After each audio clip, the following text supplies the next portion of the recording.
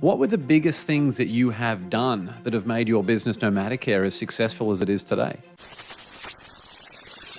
I think that's a really good question. So anyone who is listening to this that does have an idea and is where I was, that has like no connections in the industry and no skill set literally at all in business, then you might it's really hard sometimes to know what's like that very next step to do.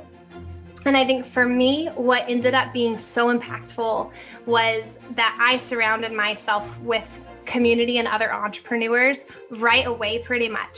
And life can be serendipitous, but I think it's serendipitous for everyone, right? Like if you open your eyes to it, you always see the opportunities. And there was this really cool thing in Boston where I was at the time called Crash Pad.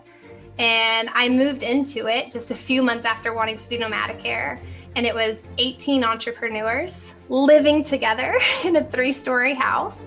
And we all co-worked together on the second floor. If you lived there, you weren't allowed to have another job. You were supposed to be 100% dedicated to your startup and 100% dedicated to giving and being in service to each other to grow.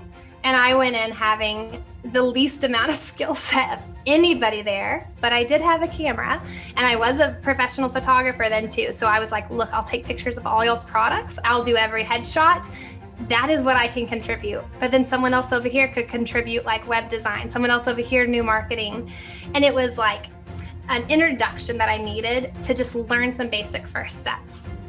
The other thing I had was, I think, the superpower of not knowing anything yet. And what I mean by that is everything I launched that year was objectively terrible, like bad.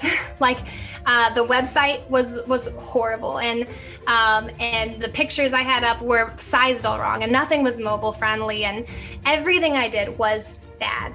But I didn't know anything. So I didn't know that anything was bad. And I think that's so cool because I put everything out with so much pride and so excited. And I think also the community like latched onto that mission and that excitement that I was putting out because I was constantly putting stuff out. And in my head, it was the best.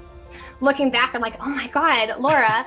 So also like, don't be afraid of not knowing stuff and don't be afraid of it being so imperfect at first, because it is for everybody. Everybody it is at first. It's crucial to go through that.